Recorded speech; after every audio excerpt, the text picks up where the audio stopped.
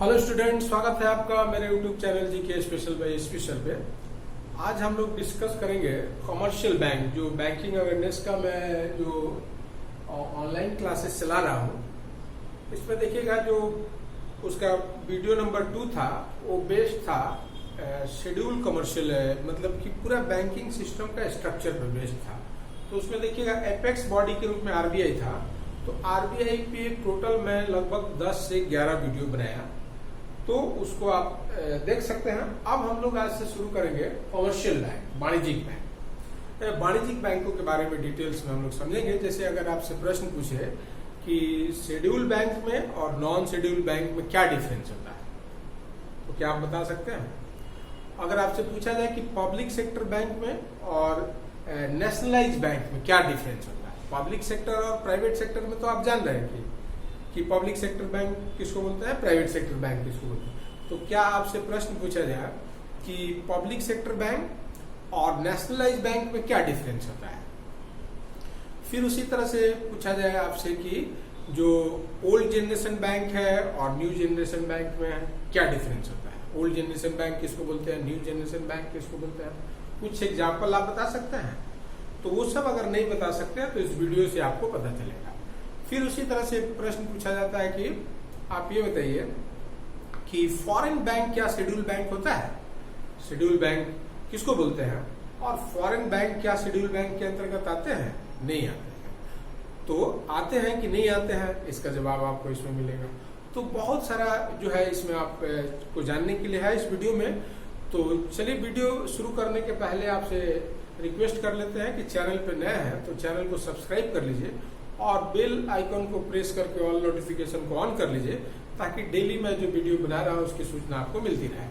तो ये banking awareness का देखिएगा 15th वीडियो है। इसमें हम समझेंगे कि बैंक किसको बोलते हैं, बैंक का क्या मीनिंग है, फिर schedule commercial bank, commercial bank किसको बोलते हैं, शेड्यूल कमर्शियल बैंक किसको बोलते हैं, फिर नॉन शेड्यूल कमर्शियल बैंक किसको बोलते हैं, public sector, nationalise bank, regional bank, private bank, उस सब के बारे में डिटेल्स समझेंगे। अब प्लस सब का संख्या, नंबर ऑफ कितने बैंक्स जो है एट प्रेजेंट एग्जिस्ट कर रहे हैं, क्योंकि उसके नंबरिंग से भी क्वेश्चन रहता है। और ये अगर आप समझना चाहते हैं कि असल में क्या पढ़ रहे हैं, तो जो सेकेंड नंबर वीडियो है जिसमें structure of Indian banking system है, उसमें आप देखिएगा तो 1 नंबर पे एपेक्स बैंक के रूप में आरबीआई है, फिर उसके बाद से कमर्शियल बैंक है, फिर स्मॉल बैंक है, पेमेंट बैंक है, कोऑपरेटिव बैंक है, डेवलपमेंट बैंक है। तो सब बैंक को हम लोग बारी बारी से करेंगे। तो अभी हम शुरू करेंगे कमर्शियल बैंक के बारे में। तो कमर्शियल बैंक एक तरह का क्या है, फाइनेंशियल इंस्टीट्यूशंस है जो एक्सेप्टिंग डिपॉजिट, एडवांसिंग लोन का काम करता है। और ये 2 तरह का होता है, एक शेड्यूल कमर्शियल बैंक होता है और दूसरा नॉन शेड्यूल बैंक होता है। फिर जो शेड्यूल बैंक है उसके अंतर्गत आता है public sector bank, private sector bank और फॉरेन बैंक, मतलब फॉरेन बैंक भी शेड्यूल बैंक होता है। तो ये सब हम लोग इसमें समझेंगे। अब पब्लिक सेक्टर बैंक में कौन कौन सा है, तो एसबीआई है, फिर नेशनलाइज बैंक है 11, और फिर रीजनल रूरल बैंक 43 भी पब्लिक सेक्टर बैंक है। फिर प्राइवेट सेक्टर बैंक 2 तरह का होता है, एक ओल्ड जनरेशन बैंक जो पहले का है वो 12 है, और न्यू जनरेशन बैंक 10 है, तो 22 जो है प्राइवेट सेक्टर बैंक है, और फॉरेन बैंक इंडिया में 46 है। तो इन्हीं बैंकों के बारे में डिटेल्स में हम समझेंगे। जैसे आपसे प्रश्न पूछे कि बैंक जो टर्म है इसको कहाँ पे डिफाइन किया गया है, तो आपको बताना है, और फिर इसको क्या इसका डेफिनेशन है। तो बैंक जो वर्ड है, तो according to banking regulation act 1949, मतलब बैंकिंग विनियमन कानून जो है 1949 का, उसमें जो बैंक वर्ड है उसको डिफाइन किया गया, बताया गया।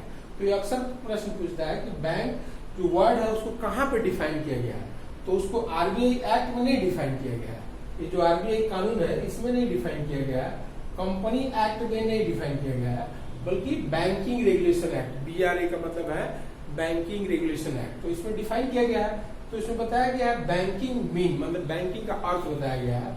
तो उसका अर्थ है एक्सेप्टिंग डिपॉजिट, जो जमा ले वो बैंक है, फॉर द पर्पस ऑफ, जमा लेने का पर्पस क्या है, तो लैंडिंग, उधार देना, और प्लस इन्वेस्टमेंट। जैसे बैंक देखिए कहाँ इन्वेस्ट करता है, तो जो गवर्नमेंट सिक्योरिटीज वगैरह होता है, एसएलआर का जो सिस्टम है उसमें इन्वेस्ट करता है।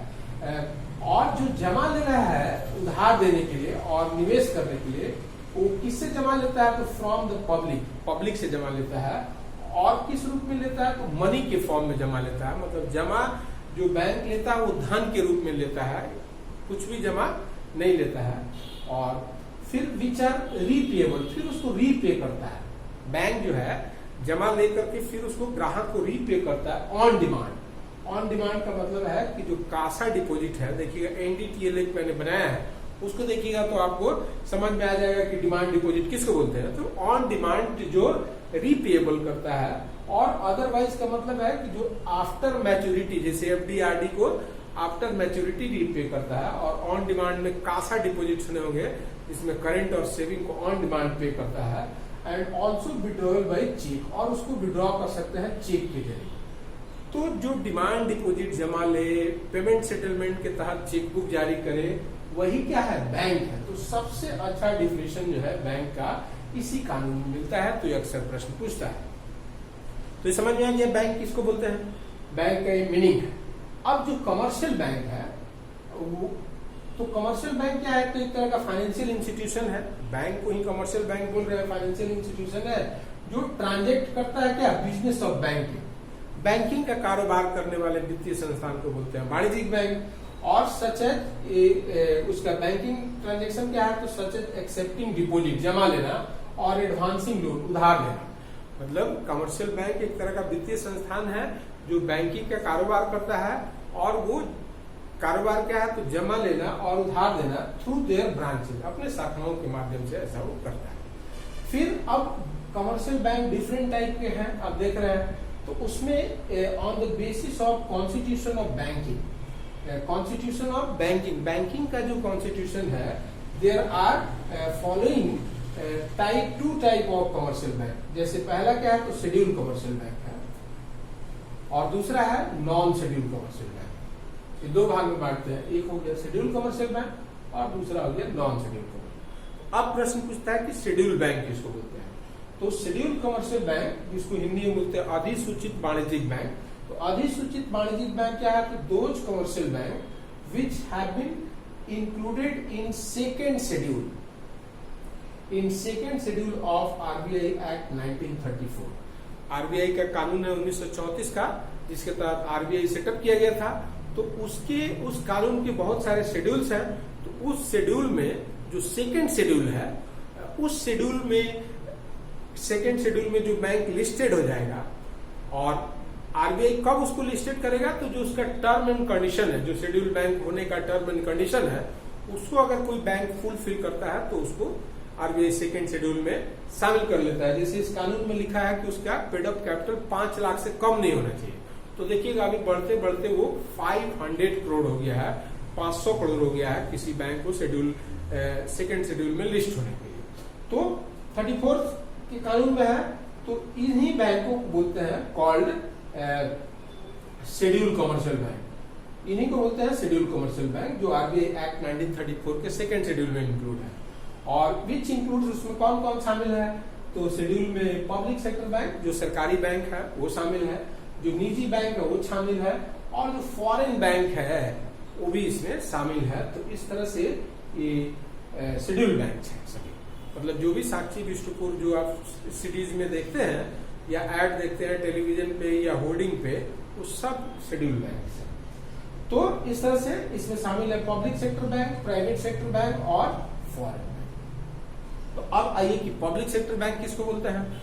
तो पब्लिक सेक्टर बैंक दो शेड्यूल कमर्शियल बैंक, वैसा शेड्यूल बैंक इन विच मोर 50%, जिसमें 50% और मोर देन 50%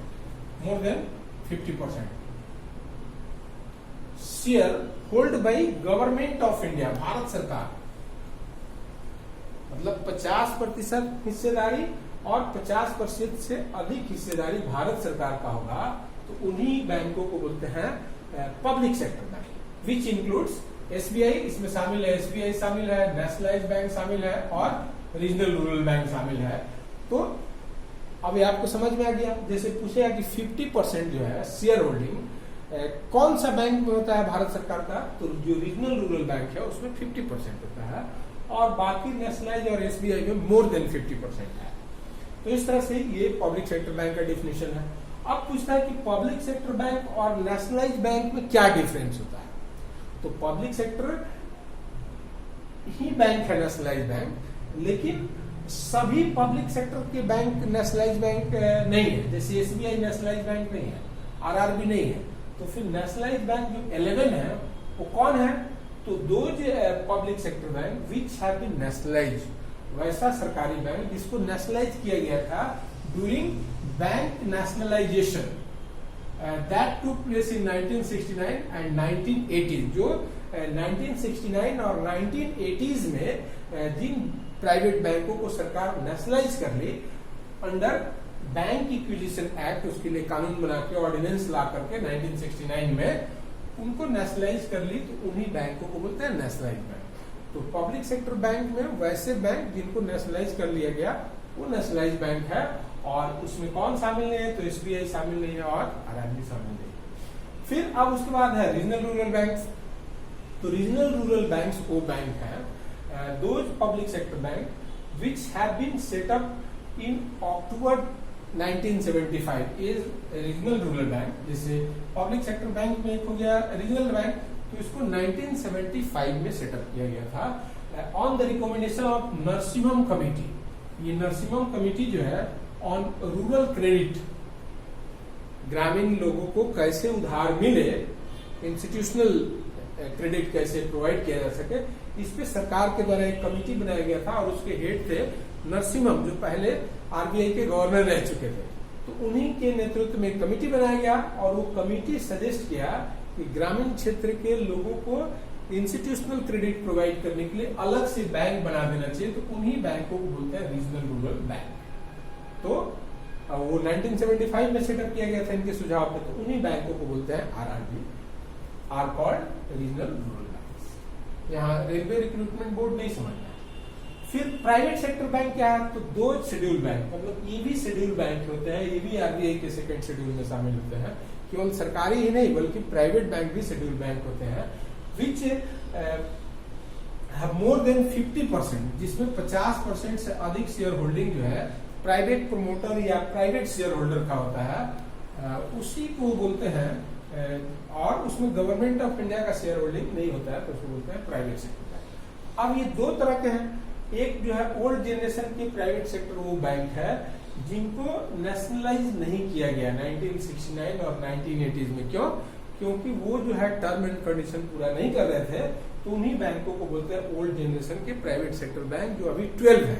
जैसे नाम सुने होंगे, बहुत सारे बैंक है, जैसे करूर वैश्य बैंक लिमिटेड सुने होंगे, या फिर फेडरल बैंक लिमिटेड सुने होंगे, या फिर धन लक्ष्मी बैंक सुने होंगे, लक्ष्मी विलास बैंक सुने होंगे, कैथोलिक सीरियन बैंक लिमिटेड सुने होंगे, या इसी तरह के और भी बैंक जैसे Tamil Nadu mercantile bank limited, south Indian bank limited, इस तरह के जो बैंक है वो सब जो है, या आरबीएल सुने होंगे, कर्नाटका बैंक लिमिटेड है।